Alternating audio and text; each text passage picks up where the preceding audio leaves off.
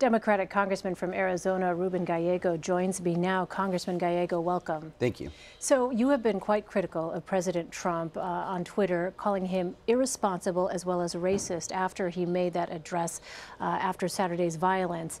So today you tweeted, "Real Donald Trump, if you want to unite the country, go to Charlottesville and denounce white supremacy." First of all, what do you think that would accomplish if that were to happen? And second of all, realistically, what are the possibilities of that happening, you think? Well, realistically, probably not. But what it would accomplish, I think it would give a clear message to the alt-right, the neo-Nazis, and in general white supremacists that their type of politics is not acceptable, it's not mainstream, it's out of the norm. Secondly, the president can even do other steps besides that. He can go through his administration and hire people that are actually somewhat crypto-Nazis themselves, such as Steve Bannon, Mr. Miller, a couple other people have been, are very well regarded by that element in this country. And lastly, he should at least maybe publicly, just himself, denounce white supremacy.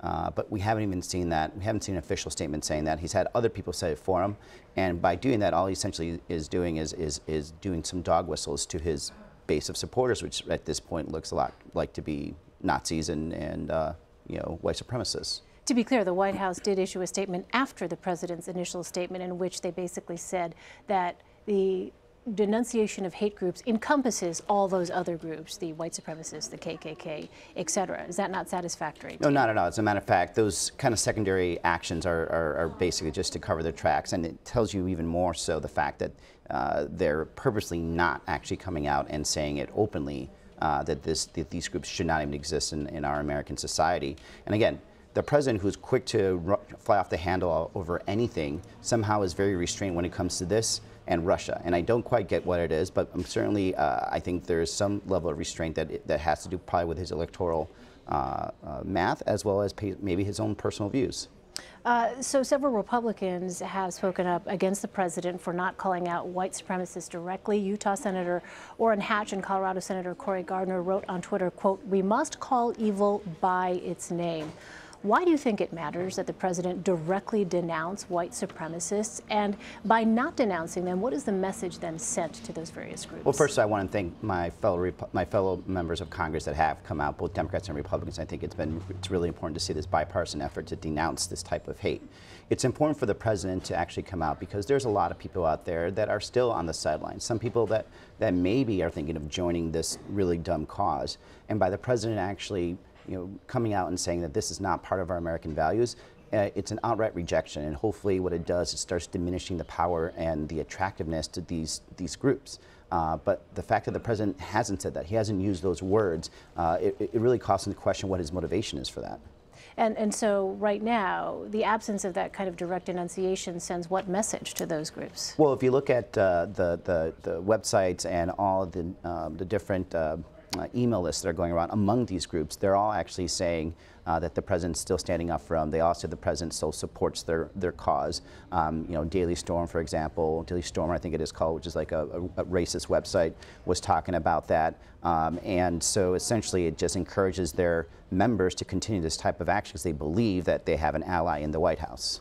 So Charlottesville Mayor Mike Signer has said the city's desire to change the narrative by telling the true story of race through public spaces has made the city an ideal spot for white supremacists.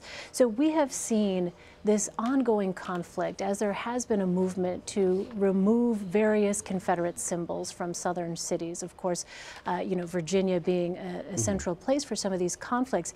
Is there a way, you think, Congressman Gallego, to preserve the sense of history that is felt by some Southerners who don't necessarily subscribe to white supremacist ideology or white nationalist ideology, but simply say, this is an opportunity to recognize and honor the heritage of my own family and those military sacrifices of my ancestors? Let me take that up later, but let's be clear. These neo-Nazis have only been used as an excuse. These are the same neo-Nazis that were punching people and destroying property in Berkeley, where there are no Civil War memorials, in Portland, where there are no Civil War memorials. They just use this as an excuse and a pretext, basically, to gather and wrap themselves around the idea of heritage. Look, the Civil War happened. The South lost, and thank God they did.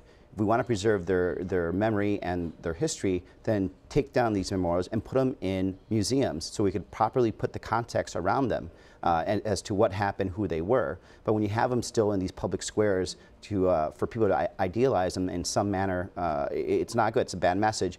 And the fact that you have neo-Nazis that are basically using this and attracting themselves to it kind of tells you what's wrong still with those types of statues. But let's be clear. These neo-Nazis will go anywhere, provided it gives them an opportunity to cause disruption, to fight quote-unquote people on the left, and largely just for them to actually be able to fundraise more, because this is a whole fundraising scam that they do every time they move to one of these cities. Right, Arizona Congressman Ruben Gallego. Congressman, thanks so much for joining us. Thank you for having me. Really appreciate it.